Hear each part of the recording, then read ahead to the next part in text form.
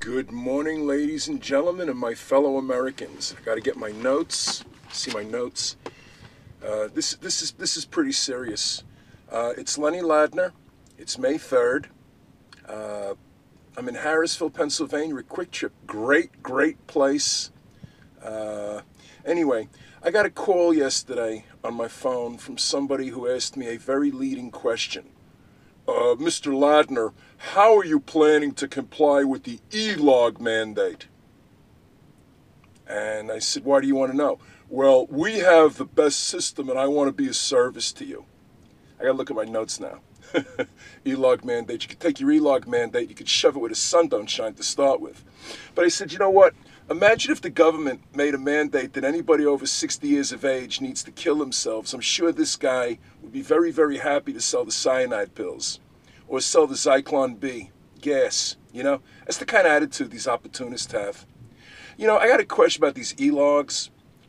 First of all, the Fifth Amendment says that you cannot incriminate yourself. These e-logs are in violation of Fifth Amendment, okay? Because the government is forcing you to put a box in your truck that will incriminate you if you did something wrong, okay? I don't see anybody taking this to the court and saying it's a violation of the Constitution. Two, I wonder how many slippery, slimy, scummy politicians whose behavior borders on treason own stock in the companies that make the e-log boxes. You know, it's kind of like Congresswoman Diane Black, a nurse on disability, goes from a net worth of nothing to $74 million or $47 million, and she got a husband who manufactures test equipment. You know, drug testing equipment, DNA testing equipment, and a certain slippery, slimy, scummy politician by the name of Ron Ramsey wanted to put in mandatory DNA testing in Tennessee if he get pulled over for a traffic stop so his friend, Mr. Black, can get rich. No ethics investigation, no nothing. Where's the outrage? This is taking too long. Anyway, I wonder how many of these politicians own stock. I gotta get a better grip on this thing. I better get a better grip on me. Anyway, I'm glad. If I made you laugh, great. This ain't funny anymore.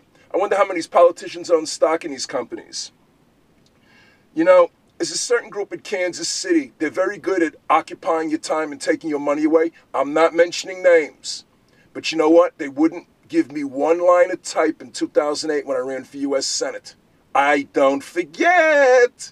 How come they're not looking into the stock filings and stock holdings of these slippery, slimy, scummy politicians whose behavior borders on treason, who own stock in these companies manufacturing the electronic log boxes? I want to know if you remember this group. I'd call up. I'd start screaming at them. Oh, yeah, they want to sell you high-priced insurance. That's right. All this e-log bullshit is an increase in the size, the cost, the reach, and power of government. It's bureaucratic dictatorship because Federal Motor Carrier Safety Administration writes its own rules, regulations, codes, guidelines, and standards and shoves them down our throat. And you got a bunch of sheep out here. It's time the sheep start eating the wolves. And one way to start eating the wolves is to get a question around. And I don't care if you're a liberal or a Democrat. Ask a question.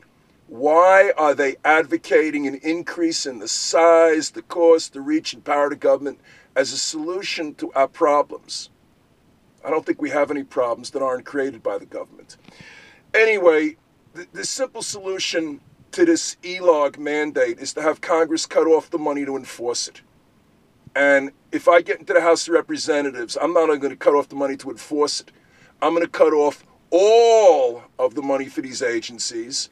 And I'm even thinking about putting up a constitutional amendment nullifying the 16th Amendment. You want more information?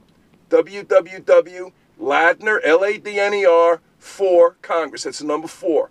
Or just run Lenny Ladner through a search engine. If you like what I say, spread it. If you don't like what I say, I'll try harder.